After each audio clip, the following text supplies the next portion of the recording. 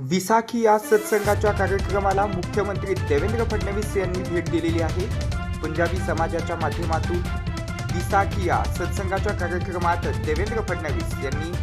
Punjabi look केल्याचं पाहायला मिळते। थेट जाऊयात पाहण्यासाठी आणि देवेंद्र फडणवीस नेमकं या पंजाबी विसाखी या सत्संगाच्या कार्यक्रमात काय बोलले ते देखील पाहू। नवी पातशाही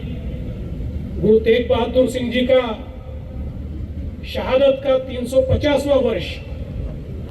यहाँ पर रख रहे हैं और हम सब लोग जानते हैं कि उनको हिंद की चादर कहा जाता था और आज भी कहा जाता है, क्योंकि उन्होंने जिस समय कश्मीर के पंडित उनके पास गए और कहा किस प्रकार के जुल्म औरंगजेब के राज में हम पर हो रहे हैं, अब इन जुल्मों से हमें कोई बचा सकता है तो गुरुजी आप ही बचा सकते हो। तो गुरुजी ने तुरंत उनको बचाने का बीड़ा हाथ में लिया और जिस प्रकार से उनके लिए लड़ाई लड़ी, गुरुजी को औरंगजेब की फौज ने कैद किया और हम सब लोग जानते हैं कि जिस समय दिल्ली में उनको लाया गया तो उनके सामने ये शर्त रखी गई कि या तो मरने के लिए तैयार हो जाओ या धर्म बदल लो और इस्लाम का स्वीकार करो। उस समय इतने अत्याचार गुरुजी पर वहां पर हुए, उनके 3 साथियों को नहीं मानी और मैं ऐसा मानता हूं कि उनके इस बलिदान के बाद जिस प्रकार से एक तेज पुंज इस प्रकार का समाज तैयार हुआ, निश्चित रूप से मैं ऐसा मानता हूं कि उसके बाद हमारे गुरु गोविंद सिंह जी ने भी उसी चीज को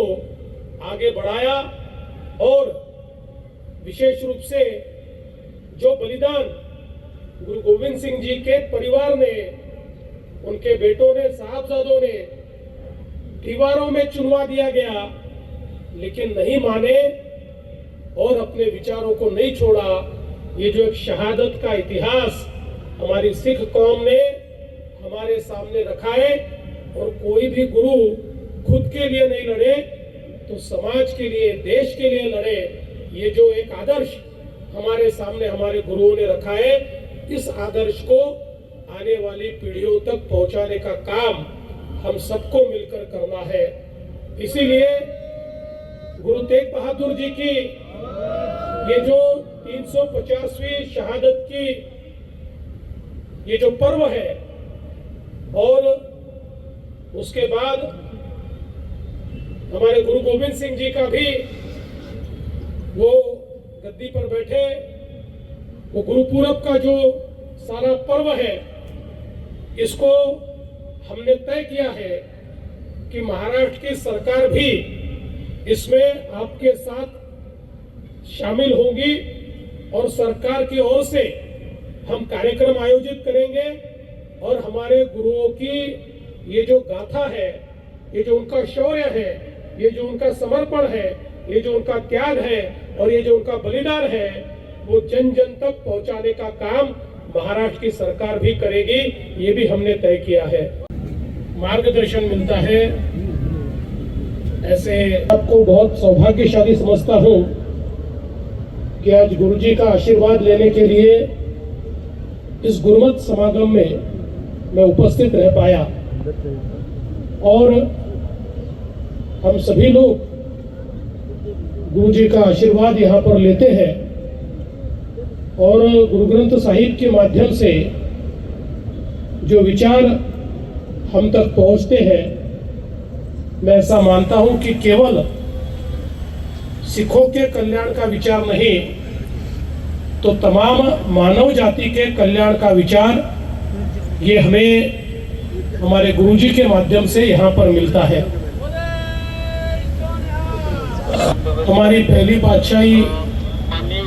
गुरु नानक देव जी साहब ने जो विचार हमारे पूरे देश में और जिसके कारण एक बहुत बड़ा नानकपंथी समाज खड़ा हुआ, जिसका उल्लेख अभी बाबा जी कर रहे थे कि जिसमें केवल हमारा सिख समाज नहीं है, तो सिंधी समाज भी है, हमारा लमाण समाज भी है, हमारा बंजारा समाज भी है, शिकलगर समाज भी है, जो सारे के सारे गुरु नानक देव जी ने जो विचार हमारे सामने रखे, उन विचारों पर चलने का काम करते हैं। और हमारे 10 गुरुओं की जो परंपरा है, ये परंपरा इतनी महान है, ये परंपरा इतनी एक प्रकार से शहादत की परंपरा है, त्याग की परंपरा है। मैं ऐसा मानता हूं कि आज हम सब लोग यहाँ पर चैन से बैठे हैं, क्योंकि जिस समय हम पर आक्रमण हो रहा था, उस समय हमारे गुरुओं ने न केवल हमको विचार दिया, बल्कि लड़ने की हिम्मत भी दी, ताकत भी दी, और स्वयं हमको लड़कर उस समय बचाने का काम भी किया। हम जानते हैं कि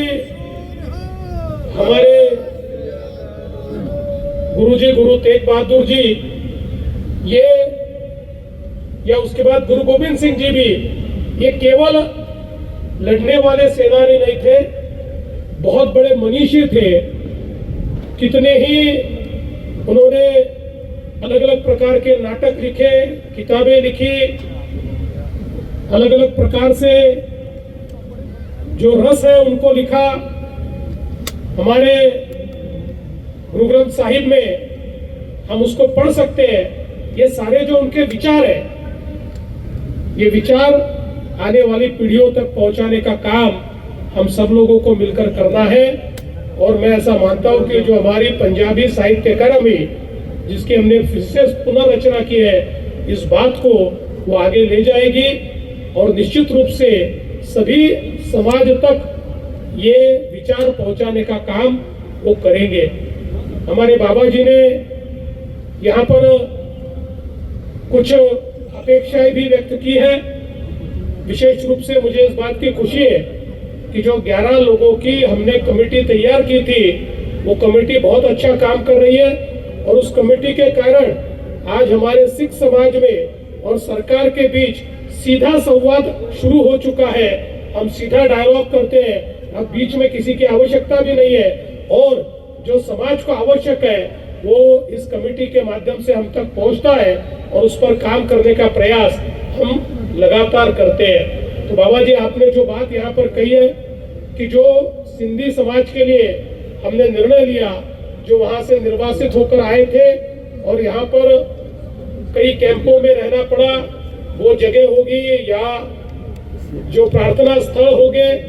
इनको नियमित करने के लिए, क्योंकि इतने सालों के बाद भी उसको अतिक्रमित माना जा रहा था, हमने निर्णय किया कि उनके लिए हम लोग फ्री होल्ड में वो जगह उनको देंगे। और इसका निर्णय करके हमने उसकी शुरुआत भी की। मैं आपको आज ही यहाँ पर वचन देता हूँ, ये निर्णय हमारे सिख समाज को भी लागू होगा, हमारे पंजाबी समाज को भी लागू होगा। और जो इस प्रकार से